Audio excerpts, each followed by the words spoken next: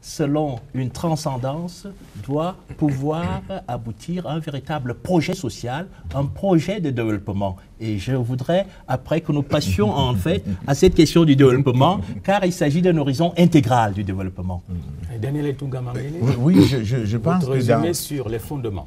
Voilà, donc, bon, c'est pas mon résumé, je pense que en fait, dans ce qu'a dit le chef de l'État, il y a des choses qui me paraissent extrêmement importantes. Oui. Dans ce qu'il définit, dans sa définition de la République exemplaire, c'est une République qui est ouverte aux critiques constructives.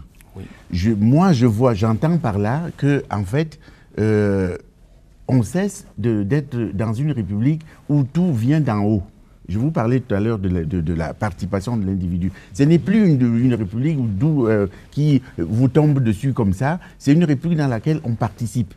Et donc, il y a une vertu de dialogue, il y a la possibilité d'apporter soi-même quelque chose, donc du matériau pour construire cette république. Et je crois que ça, c'est quelque chose qui est extrêmement important, la participation. Parce que sans cette participation, on ne peut pas avancer, l'adhésion ne sera pas là, et vous savez très bien comment ça se termine. La deuxième chose, le chef de l'État a indiqué qu'il n'y avait pas dans cette république exemplaire une revendication d'un monopole de la vérité.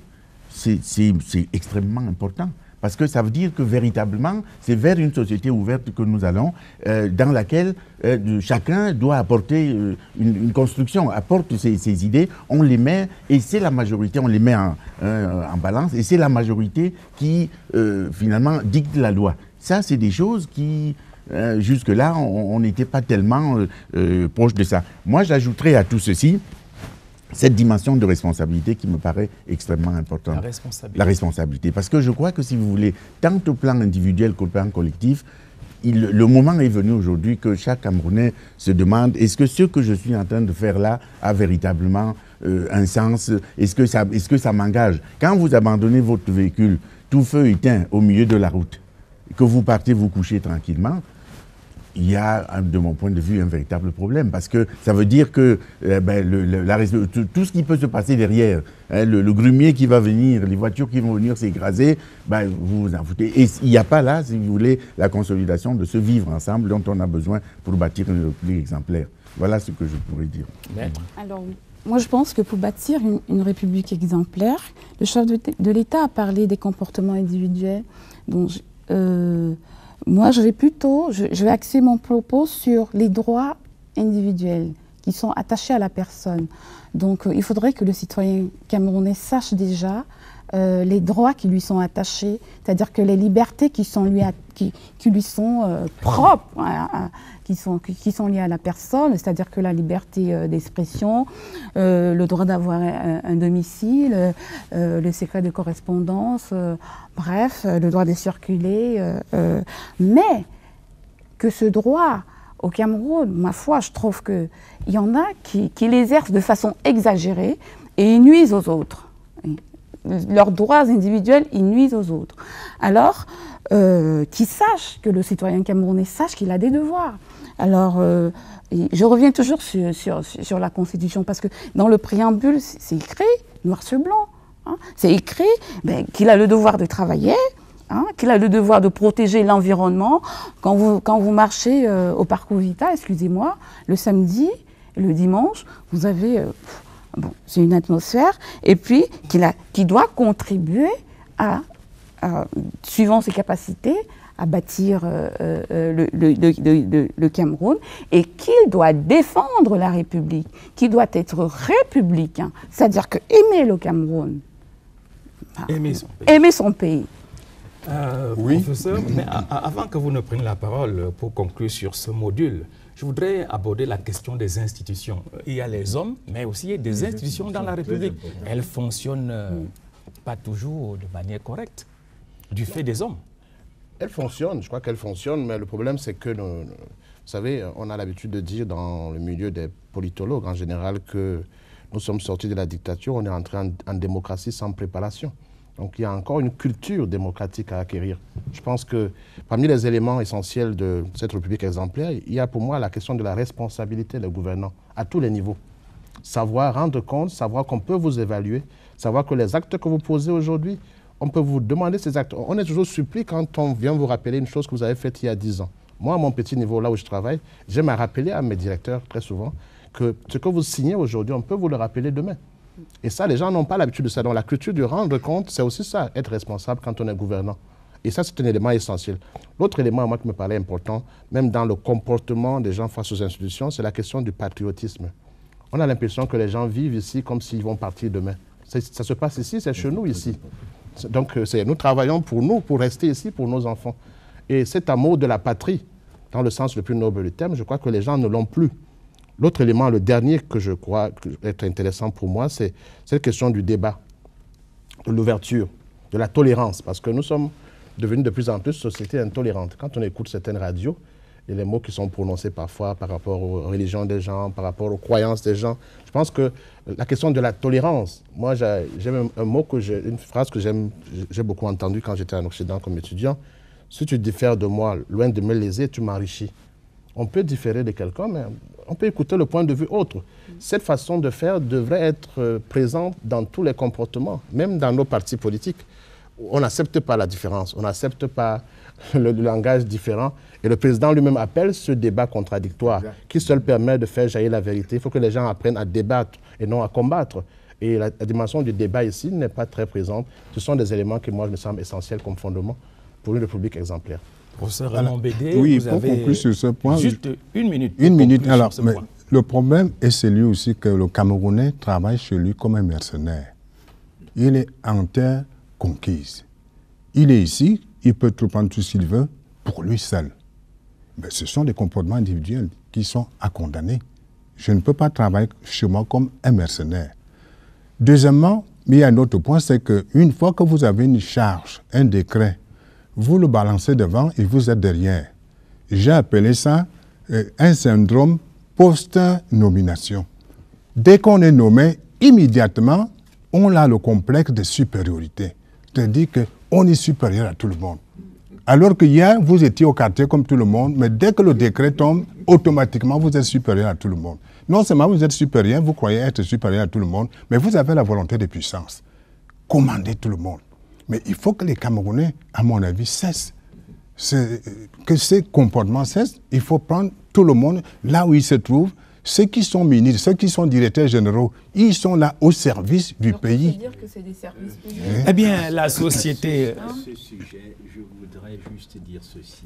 Oui. On a compris que nous devons prendre bien plus au sérieux l'institution politique comme espace, investiture de service.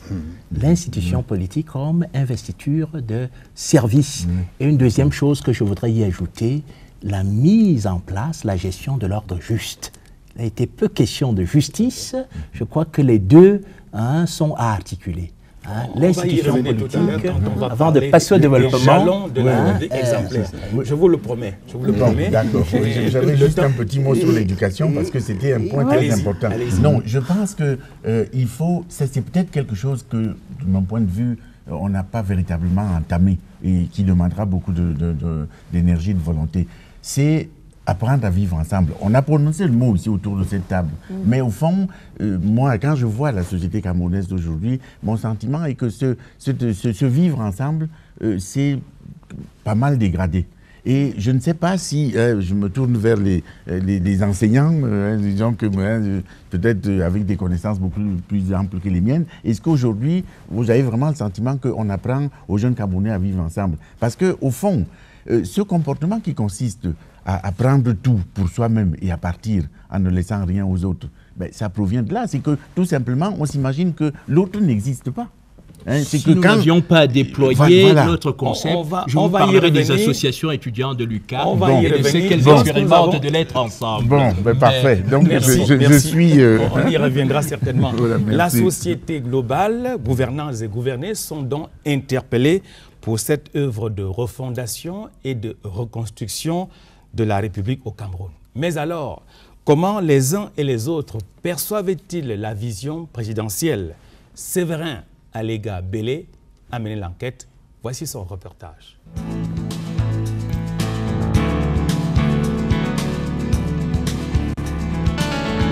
Élu le 9 octobre dernier, ne se contente pas de dire merci aux électeurs. Il propose en plus un système de gestion partagée de l'État pour arriver à ce qu'il appelle la République exemplaire. Une combinaison de mots dont le sens n'échappe pas du tout au Camerounais moyen. C'est une république où la moralité règne dans tous les domaines. Parce que la moralité a foutu le camp au Cameroun. Il est temps qu'on rétablisse ça. C'est un pays où chaque citoyen est appelé à faire son travail. Si on est planteur, on cultive son champ.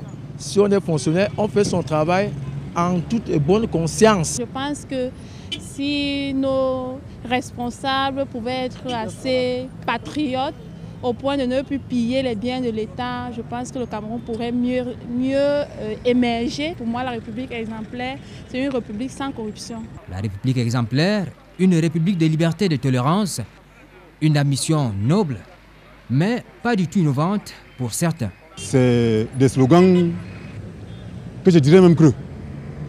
Puisque j'ai l'impression qu'on parle du coq à l'âne, n'est-ce pas, sans transition. Et pendant ce temps, au lieu même d'être sur place, on recule plutôt. Pour moi, ça devrait être tout d'abord le changement de mentalité de tout un chacun. J'en voudrais comme exemple nos services publics. Vraiment, nous ne savons pas comment nous pouvons bâtir une république exemplaire quand nous ne changeons pas de mentalité. Je pense que le Cameroun devrait déjà comprendre sa fondation. Je pense que la fondation de la terre, en fait, c'est Dieu. Si j'ai un mot à dire à la nation ou alors au président camerounais, c'est de revoir la fondation spirituelle du Cameroun. Les Camerounais doivent croire en Dieu. Je ne parle pas d'appartenir à une église, mais que ça doit venir d'un cœur saint, un cœur pur. Au-delà des mots et de la compréhension que chacun peut avoir de ce concept, il reste que c'est une orientation donnée. Il faut l'implémenter dans les différents secteurs d'activité. Il s'agit là d'un changement, d'une évolution dans la terminologie politique du président de la République, son Excellence Paul Biya. La République exemplaire doit se manifester pour chacun par le culte du travail bien fait, à quelque niveau que ce soit. Pour les planteurs, eh bien, que le planteur fasse de belles exploitations, qu'il suive bien son exploitation pour avoir les meilleurs résultats. C'est cela aussi dans le domaine de l'agriculture, dans le domaine cacaoyer en tout cas, ce que je pourrais appeler la République exemplaire. Nous avons commencé cela, puisque les résultats que nous avons aujourd'hui montrent qu'on a beaucoup innové en matière de cacaoculture. C'est cela qu'il faut continuer à cultiver et à améliorer. La vision du président Paul Biya interpelle aussi les hommes politiques, toutes chapelles confondues. Une république exemplaire, c'est une république qui a d'abord des institutions fortes. Et c'est un travail d'ensemble et de synergie. Le chef de l'État a de tout temps dénoncé la corruption. C'est à nous de l'intégrer. Donc il y a un problème de civisme. Ce civisme, nous devons le rappeler à tout instant à nos militants. Et ce n'est pas le problème du parti RDP, c'est seul. Tous les autres, puisque cette république exemplaire profitera à tout le monde, à tous les Camerounais. Il est le président de tous les Camerounais. Aux autres partis aussi, il revient d'inculquer à leurs militants, à la société civile, il revient de parler en permanence de ces mots qui minent et qui entravent, qui empêchent l'arrivée, l'accession à cette république exemplaire. Politique de grande réalisation, république exemplaire. Le choc des mots dans le discours inaugural du président Paul Biya apparaît comme une interpellation à la réappropriation des valeurs de la République qui sont, entre autres, l'égalité, l'équité et la transparence dans la gestion de la chose publique.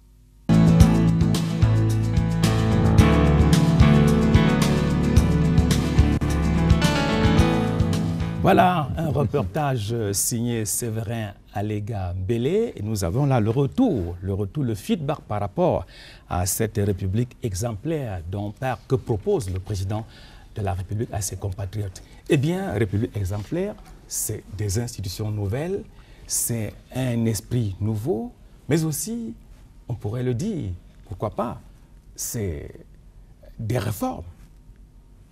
Qui prend la parole? Je crois que le Cameroun a beaucoup de textes et de bons textes. Si on appliquait ces textes, je crois que les perviers se reposeraient.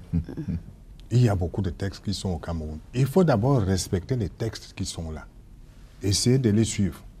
Alors, pour les respecter, il faut beaucoup agir sur les individus, non plus sur les groupes, parce que ce sont les individus. Dès que vous êtes quelque part, vous faites votre petit monde, les autres n'existent pas, et vous continuez. Donc il faut véritablement cibler les individus, parce que ce sont nos comportements propres, qui sont tels que quand nous sommes avec les autres, on les écarte, on les ignore. Il y a des problèmes. Comme il a donné l'exemple tout à l'heure, vous avez une voiture, vous êtes devant quelqu'un, il y a un feu rouge. Celui qui est derrière vous, qu'est-ce qu'il fait? Il klaxonne. Parce qu'il s'est dit, mais vous lui perdez du temps. Il y a un feu rouge, hein? Il veut qu'on grille le feu rouge pour pouvoir passer. Ça, ce sont des comportements individuels, extrêmement dangereux. Ce n'est pas quelqu'un, un groupe qui a dit, mais qu'est-ce que tu fais là? Mais c'est quelqu'un dans sa voiture. Donc, je crois qu'il faut bien cibler les gens qui sont à certains rouages, à certaines coordinations, pour que leur comportement soit d'abord des comportements exemplaires. Il y a une éducation, moi je pense à la morale publique qui devrait être faite. Il y a une éducation à la morale publique. Il y a une éthique de service public, ce ne sont pas que des mots. Et je crois que les fonctionnaires, par exemple, qui sont le plus indexés, parce que c'est quand même sous ces dernières 20 années qu'on a vu des fonctionnaires riches. Nous, on a connu des parents fonctionnaires qui sont morts pauvres. Ma pauvre mère a terminé fonctionnaire aux finances sans rien. Donc, c'est par vocation, parce que je l'ai vu servir comme un sacerdoce, que je suis devenu fonctionnaire. Et ce n'est pas ça aujourd'hui le comportement du fonctionnaire. Il y a aujourd'hui, à l'ère du management moderne, la question de le Cameroun regorge de ressources. On en parlait tout à l'heure entre nous. Je veux dire qu'il faut juste mettre les hommes qu'il faut à la place qu'il faut, en faisant fi de tout ce qu'on voit autour de nous. C'est-à-dire, quelqu'un me disait tout à l'heure que chacun a apporté 95%, 98%, attendant qu'on le récompense. Ce temps-là n'est plus possible aujourd'hui, puisque nous sommes dans un monde de combat. Je parle là comme internationaliste. On est obligé d'être avec des gens qui peuvent relever le pays. Donc, mettre les hommes qu'il faut à la place qu'il faut, c'est une question de management des ressources humaines. La question de la participation, il en a parlé tout à l'heure, Etunga Mangele. Et moi, je pense qu'il faudrait apprendre aux Camerounais que rien de grand ne se construit sans sacrifice. Personne ne veut mouiller le maillot, personne ne veut souffrir, tout le monde veut gagner, etc. Et c'est ça qui est... Et quand on parle de république exemplaire, ça veut dire que l'exemplarité, c'est dire ce qu'on fait et faire ce qu'on dit. Il faudrait que les gens sachent qu'on les observe dans un monde de communication, d'ouverture. On regarde, si vous dites des choses que vous ne faites pas, comment voulez-vous qu'on vous respecte? Il faut qu'à tous les niveaux, quand on est responsable à tous les niveaux, qu'on sache que son comportement social, public, corresponde au discours public que l'on tient. Et ça fait que ça passe facilement, de mon point de vue. Moi, je vais parler du civisme. Et je vais insister, parce que moi, quand j'étais au lycée, on avait des cours d'instruction civique. C'était obligatoire. Et je sais que ça a été réintroduit dans les écoles. Alors, je pars déjà, il a parlé de la morale publique. Moi, je pars déjà de la souche de la société qui est la famille, hein, privée. Si à la maison, l'épouse ou le mari, le matin, ne peut même pas dire bonjour à son partenaire, ça commence par là. Les enfants ne peuvent pas dire bonjour à leurs parents. Ça commence par là. Ils sortent de là, ils vont à l'école, mais après, ça commence déjà par le cercle familial. Alors, quand le cercle familial est pourri, tout est pourri. Maintenant, excusez-moi, je suis avocate, donc je suis au centre de tout ce qui peut avoir de mal dans une société. Position d'observateur. Oui. Privilégié. Privilégié. Alors, excusez-moi, le comportement des Camerounaises et des Camerounais, il n'y a pas de civisme, il n'y a pas de moralité. Il y a une telle dépravation des mœurs. Excusez-moi, à l'international, quand vous dites que vous êtes Camerounais, ben, il faut regarder à la loupe. Et c'est tout le monde qui est concerné. Hein? Alors,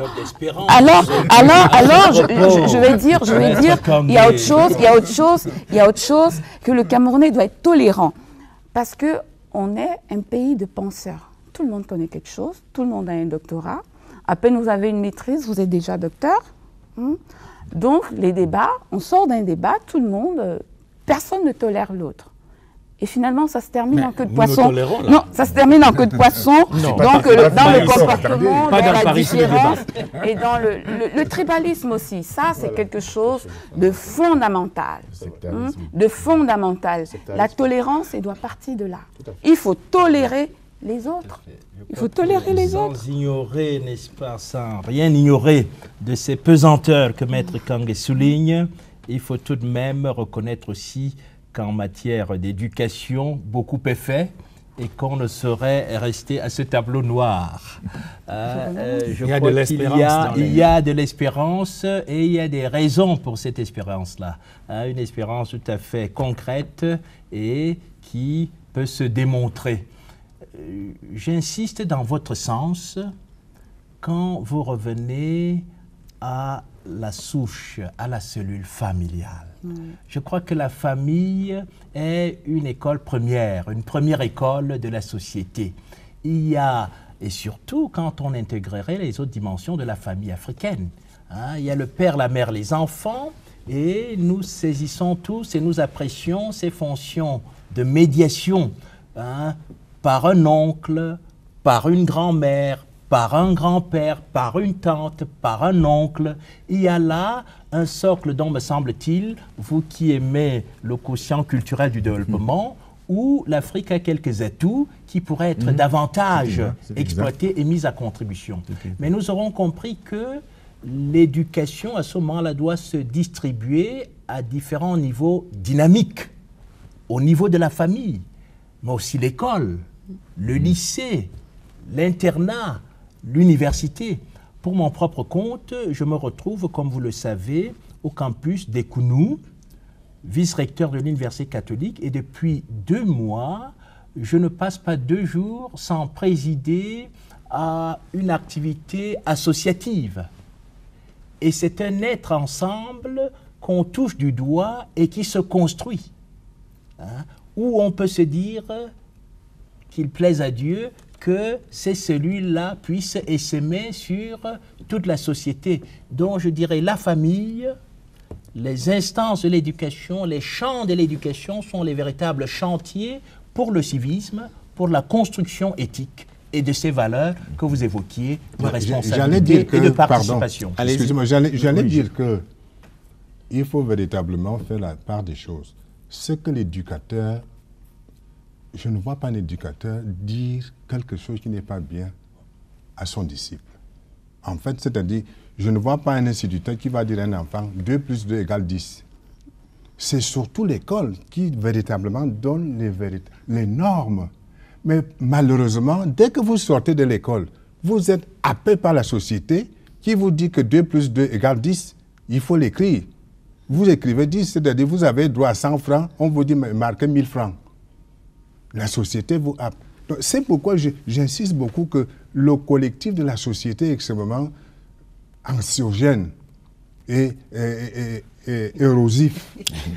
Oui, je à la personne humaine et les structures. Donc, je ne voudrais pas qu'on quitte dans ces jalons de la République exemplaire. L'économie, parce que c'est votre domaine. Oui, donc exemplaire, c'est aussi une économie forte. Oui, c'est exact.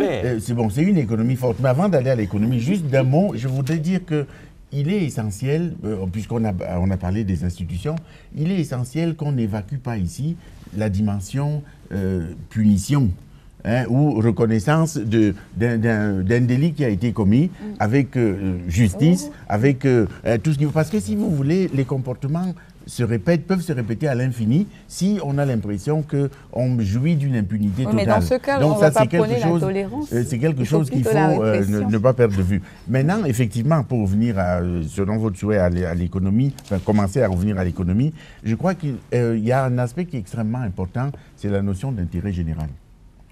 Et parce qu'au fond, sans cet intérêt général, même l'économie ne peut pas marcher.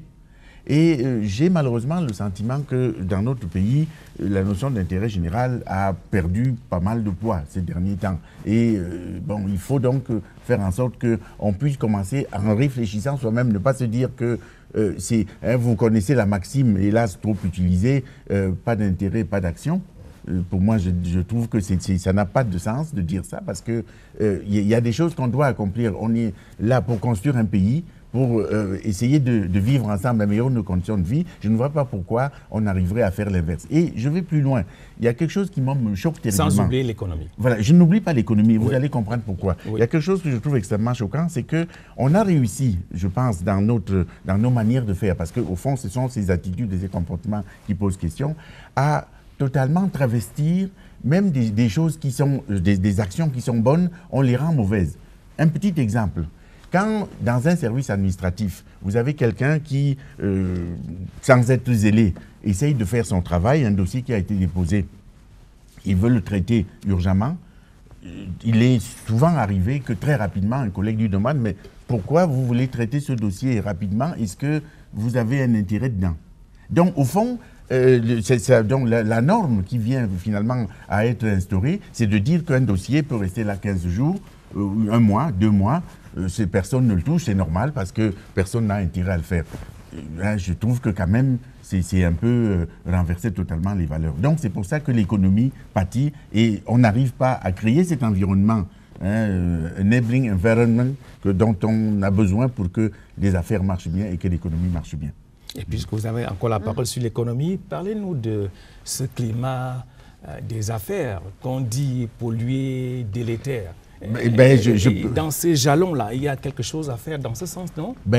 Totalement. Si vous voulez, l'environnement des affaires, bon, moi je suis un modeste chef d'entreprise, je crois que c'est pas quelque chose, ce n'est pas qu'un vœu pieux. Il faut véritablement qu'on fasse quelque chose parce que, à la fois pour les acteurs économiques nationaux, mais surtout aussi pour les acteurs extérieurs. N'oubliez pas que nous sommes dans un système de plus en plus mondialisé et notre pays est perçu doit pouvoir attirer les investisseurs. On ne va pas y arriver si on continue à avoir des comportements qui ne permettent pas que... bon, ça touche à la justice, ça touche au fait qu'on puisse faire un travail de manière professionnelle sans exiger une contribution personnelle qui n'a rien à voir parce que, par ailleurs, on est payé, on est fonctionnaire ou on remplit une certaine fonction. Donc, si vous voulez, il y a véritablement, là, au niveau des attitudes et des comportements, quelque chose qu'il faut faire. Je ne sais pas si le psychologue, le professeur Bédé... On peut dire que sous-jacent à ces discours, il y a la question, déjà évoquant en transversalité, des valeurs, la dimension éthique, c'est-à-dire l'homme en exerçant le travail accomplit dignement une dimension de sa vocation et que tout ne dût pas être décliné que de manière matérielle, dans la dignité de la personne humaine fait que je dois pouvoir exercer mon travail, l'accomplir avec satisfaction, un travail bien fait, qui peut être rémunéré de manière juste, mais qu'il vaille en soi et qu'il relève de ma personnalité. Vous intervenez pour Moi, conclure, je voudrais revenir sur les institutions pour dire qu'il faut que les institutions soient crédibles et que chacun joue pleinement et valablement son rôle. Et parce qu'effectivement, le président l'a dit, parce qu'on a comme l'impression qu'on vous nomme à un poste, vous n'osez pas. Le président a fini par dire aux Camerounais, osez, innovez. C'est pour dire que on vous a donné votre brin de pouvoir, faites-en quelque chose. Cela se poursuit par une deuxième dimension qui me tient à cœur. J'ai l'impression que quand on nomme quelqu'un à un poste, à quelque niveau que ce soit, ce qu'il pense d'abord à comment je vais utiliser les caisses. On peut aussi penser différemment en se disant, quelle trace je vais laisser de mon passage à ce poste-là? Peut-être qu'il faut inculquer cette valeur-là aux Camerounais, laisser des traces. Sinon, à quoi on sert si on est quelque part? Donc, cette dimension-là n'existant pas, évidemment, parce que les gens sont souvent surpris par des nominations, ils n'arrivent pas à penser que je veux, quand je serai à tel poste, laisser une trace. Donc, la dimension des institutions crédibles, je vois tous les tollés qu'il y a eu sur la CONAC. Pendant que la CONAC ne faisait rien, on a dit qu'elle ne sert à rien. Quand elle sort un rapport, elle a essayé, on peut critiquer. Mais les gens, on entend tout et n'importe quoi. Elle a essayé de jouer pleinement son rôle. Donc que chacun joue pleinement son rôle à la place qui est la sienne. L'Église là où elle est, les institutions là où elles sont, je crois que ça permettrait qu'il y ait comme des jalons qui permettent que le pays se relève. Certainement que les nouveaux hommes du président qui pourraient entrer en scène dans les jours et semaines à venir devront prendre cela en compte pour qu'on ne tombe plus dans les travers que nous dénonçons aujourd'hui. C'est une question de casting. J'espère que le casting, nous espérons tous les Camerounais, d'ailleurs quand on écoute Camerounais parler, espèrent que le président aura la main heureuse pour faire un meilleur casting des hommes qu'il faut à la place qu'il faut, puisqu'on n'a plus de temps à perdre. On est dans un monde de combat, un monde en crise. Nos partenaires qui nous aident en matière de développement n'ont plus les moyens. Il faut qu'on mette des gens qui vont directement au travail sans perdre le temps dans le folklore. L'exigence, ce n'est pas un coup de baguette magique, hein, parce que de plus en plus, on croirait qu'il y a un moment presque fatidique où le président sortirait par un coup de baguette